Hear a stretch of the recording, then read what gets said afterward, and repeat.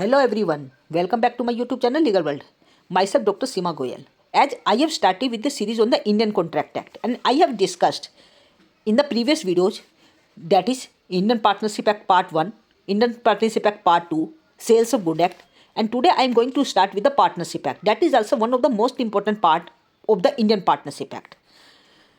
If we talk about the Indian Partnership Act, that was enacted in 1932. That previously it was the part of Indian Contract Act. If we talk about the definition of partnership, that is described under Section 4 of the Indian Partnership Act. As per Section 4 of the Indian Partnership Act, partnership is the relationship between the persons who have agreed to share the profits of a business carried on by all or any one of them acting for all. This means persons who have entered into partnership with one another are called individual partners, and collectively that is called a firm, and the name under which their business is carried on is called the firm name. यदि हम partnership की परिभाषा की बात करते हैं तो साझेदारी व्यवसाय के अंतर्गत कम से कम दो या दो से अधिक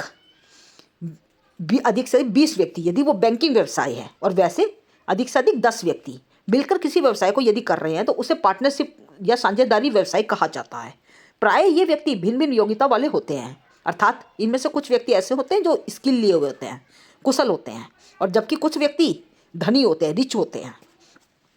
यदि हम साझेदारी की परिभाषा की बात करते हैं तो कुछ परिभाषाएं निम्नलिखित हैं। Number 1, as per section 4 of the Indian partnership act, साझेदारी ऐसे व्यक्तियों के पारस्परिक संबंध को कहते हैं जो एक व्यवसाय के लाभ को आपस में बांटने के लिए सहमत हुए हैं, और यह व्यवसाय सभी व्यक्तियों द्वारा अथवा सभी की ओर से उनमें से किसी एक व्यक्ति के द्वारा चलाया जाता है। Second definition that is given by doctor William के अनुसार, साझेदारी दो या दो से अधिक व्यक्तियों की संस्था है जिसमें प्रत्येक व्यक्ति साझेदारी के कार्यों के लिए उत्तरदायी होता है और प्रत्येक साझेदार की संपत्तियों का फर्म के ऋणी के लिए प्रयोग में लाया जा सकता है। And the next definition that is definition given by Kimble versus Kimble, साझेदारी दो या दो से अधिक व्यक्तियों का समूह है जिन्होंने व्यावसायिक उद्देश्य से परस्पर पूंजी लगाई हो।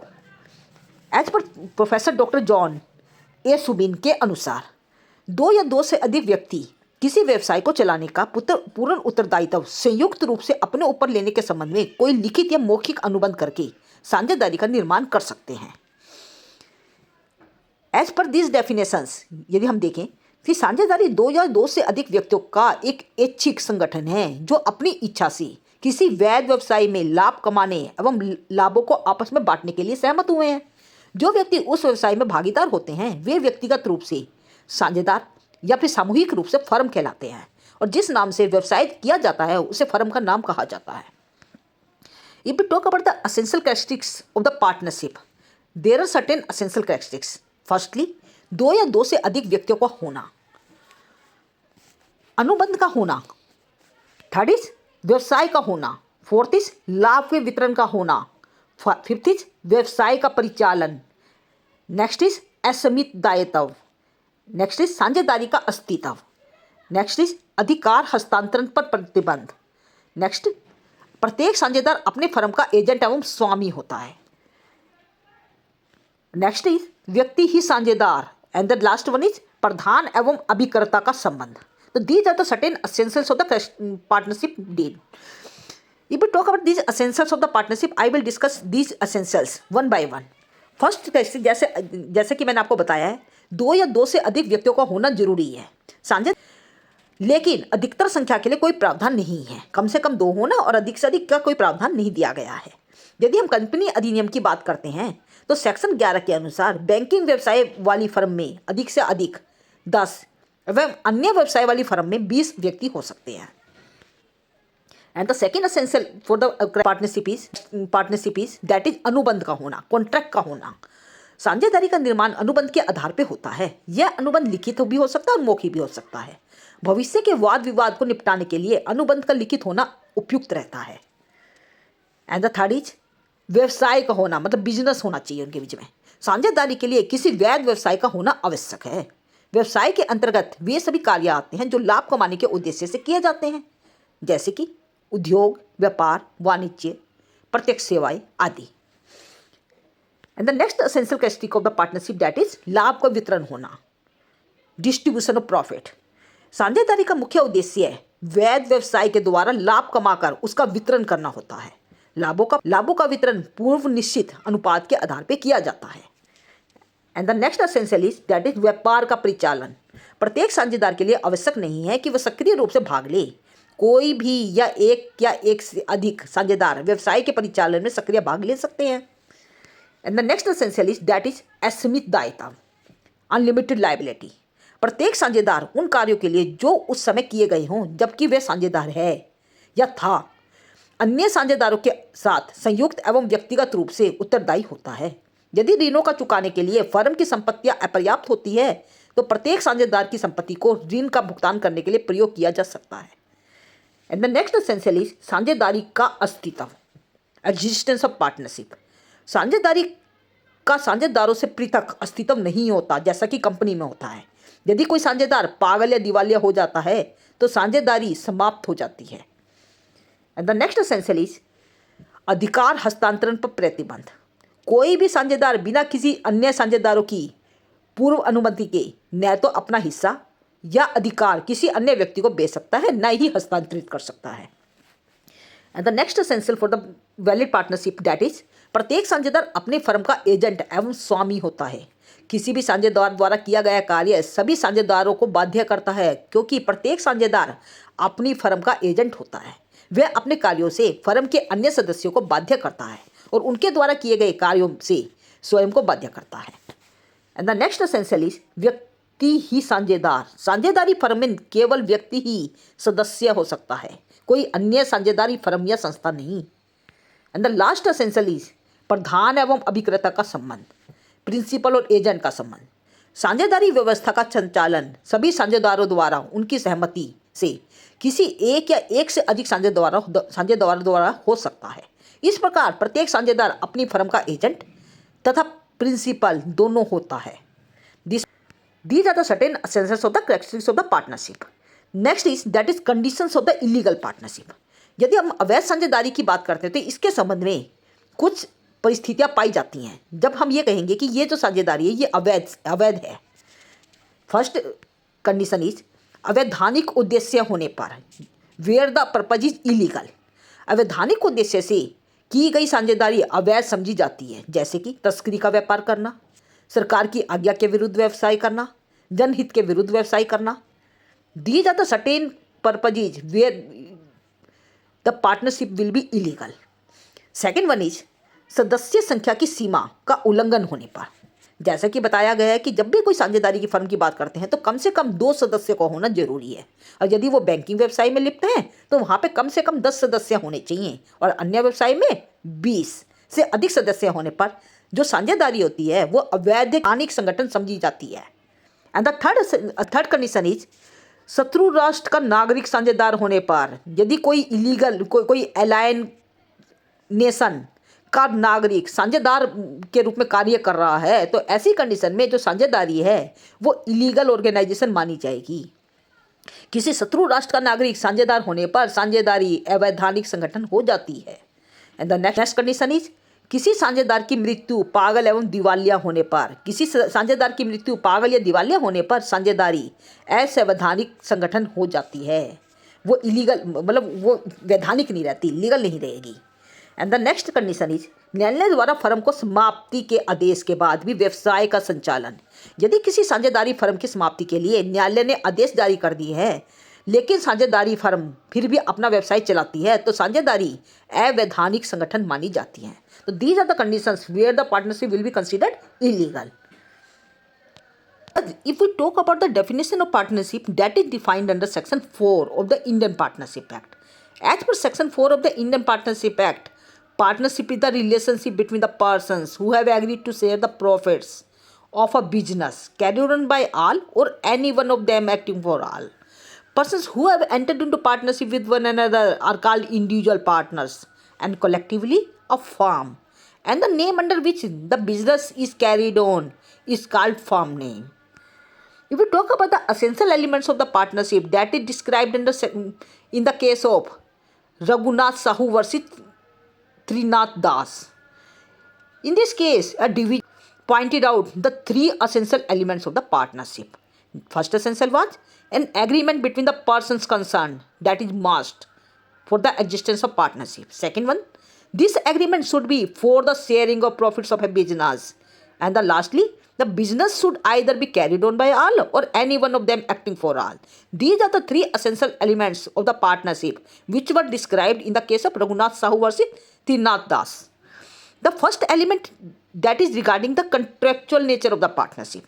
And if we talk about the second essential element, that is indicates the motive or the sharing of profits for which the partnership established. If we talk about the last element, that is third element, that makes it clear that the persons or the person who have carried on business act as agents of all the partners. So these are the three essentials of the partnership. If we talk about the case Mohammad Hafiz Khan versus State of Transport Appellate Tribunal, Gwalior. In this case, the full bench of Madhya Pradesh High Court also pointed out the certain essentials for the partnership. These were also three.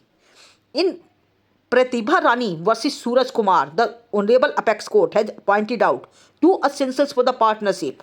That were some real and external physical act by the two persons to start a business is must. Second one was, if all carry or any one of them carries the business, partners shall share the profits on the basis of their shares allotted to them under the agreement. These are the two essentials which were described in the case of Pratibha Ramni versus Suraj Kumar.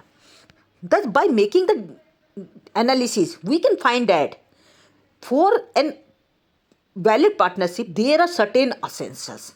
These are four in number. First is agreement. Second one is business. Third one is sharing of profits. And the last one is mutual agency. If we talk about the first essential for the partnership, that is agreement. As per Section 4 of the Indian Partnership Act, the first essential element of the partnership is the agreement. Section 4 makes it clear that the partnership is a relationship between persons who have agreed to share the profits, and there can be no partnership without an agreement. Section 5 further clarifies by providing that the relation of partnership arises from the contract and not the status. In case of Deputy Commissioner of Sales Tax, Board of Revenue versus Messrs. K. Kalikurti, in this case, the Honorable Apex Court has held that the relationship between the partnership is founded on the agreement between them. Hence, the basis of the partnership and the firm is partnership agreement, and the source of partnership is partnership agreement. In the essential for the partnership, that is business. If we talk about the second essential of the partnership, that is business, because without business there can be no partnership. A very wide definition of the word business has been described in Section 2B of the Indian Partnership Act. According to Section 2B, business includes every trade, occupation and profession. And the word business should be interpreted in its practical sense rather than in literal meaning. It is not necessary a single commercial transaction may constitute a business. According to Lindley, the person who are not already partners share profits and losses. Particularly transaction, they may be partners for a said purpose, particular transaction. For example, if the two advocates or solicitors who are not partner are appointed jointly to plead a case, and they agree to divide the profits, then they become the partners in respect of that particular case. Similarly, a partnership can be limited to sale and purchase of a particular jewelry. If the work of a patent, its work or operation in any particular place of exploitation, and the contract of service, sowing, harvesting crops, or sale of any particular crop, in all these cases, the rights and duties of the partners are governed by the same principle which apply to the ordinary partnership. But such rights or obligations are essentially less wide and vast.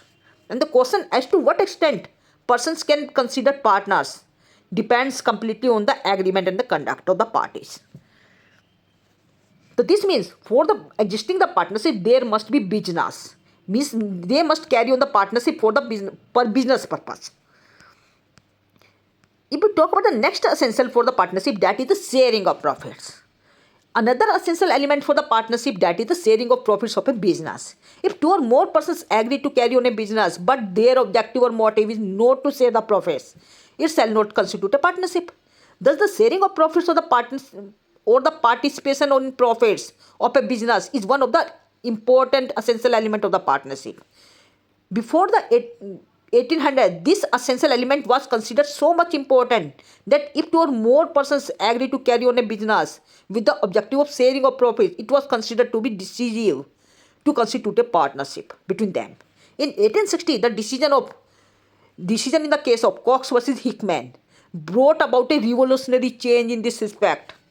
Delivering the judgment by Lord Cranworth of the House of Lords, he said that the sharing of profit is a good evidence that the business in which profits have been incurred is being carried on behalf of the persons who are sharing profits. In other words, sharing of profits is the prima facie evidence of the partnership. But the decisive test is mutual agency. And the real basis of the liability is that the business is being carried on the behalf of the persons sharing the profits. And the last essential for the partnership, that is the mutual agency. If two or more persons agree to carry on a business to share profits, it is still possible that the partnership may not come into existence. In order to constitute a partnership, in addition to above the three elements, the fourth element, that is mutual agency, is most essential. As in the case of Cox versus Hickman, it deserves a special mention in this connection. Determining the existence of partnership, Section 6 of the Indian Partnership Act provides, in determining whether a group of persons is or not a firm, or whether a person is or not a partnership in a firm, regard shall be had to the real relation between the parties as shown by the all relevant facts taken together. Undoubtedly, it is not easy task to determine whether a group of persons constitute a partnership or not. Often, specific instruments mention the word partner vaguely without carrying the legal connection between them. Simply by use of word partner is an instrument or by any description, person concerned don't becomes the partner. On the other hand, the legal requirement or the essential elements that I have told previously must be fulfilled. Similarly, a statement that a person is a partner will not essentially make him a partner in law. Therefore, in order to determine whether a group of persons is or not a firm, or whether a person is or not a partner is a firm in a firm, regard shall have to the real relation between the persons. And they must, for considering all that, all the relevant facts must taken together. Then and only then we can determine whether the existence of partnership is did or not, where there is partnership or not. According to explanation from section 1 to section 6, the sharing of profit or of gross return arising from the property by persons holding a joint or the common interest in that property does not itself make such persons partners. For example, where the joint owners collect rent out of property, receive in gift, and no business is carried out by them, owned by all or any of them for all, there is no partnership. Therefore, in such a case, there can be no partnership. In such a case, proper suit will be the suit for partnership and account. Second is person receiving share of profits out of business. As provided in the section 6, explanation 2, the receipt of the person of a share of profit of a business of a payment configuration upon the carrying of profit or varying with the profits carried on by in business does not make itself him a partner with the business and carrying on the business. And the third one is sharing of profit by a lender of money. According to the explanation 2, receipt of the such share or payment does not itself make the receiver a partner. And the fourthly is sharing of profits or receipt thereof by servant or agent as remuneration. The receipt of share or payment by servant or agent as remuneration does not itself make a partner. And with the persons carrying on the business, sometimes it may not be easy to distinguish between the partner and the share of profits receiver as remuneration. Such a person may or may not be a partner depending upon the intention of the parties, facts and circumstances of the case. as it was discussed in the case of Munshi Abdul Latif versus Gopeshwar Chatterjee. And the fifthly is the receipt of share or payment by widow or the child of deceased partner as annuity. And the receipt of share or payment by widow or the child of deceased partner as annuity does not itself make the receiver a partner with the person carrying on the business. And the sixth is the receipt of share or payment by the sale of goodwill. The receipt of share or payment does not itself make him a partner with the person carrying on the business. Does not of itself make the receiver a partner with the person carrying on the business.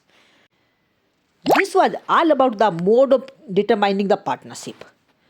And if you have any doubt, then you must put down in the comment section. And don't forget to like, share and subscribe this channel for the further update. Thank you.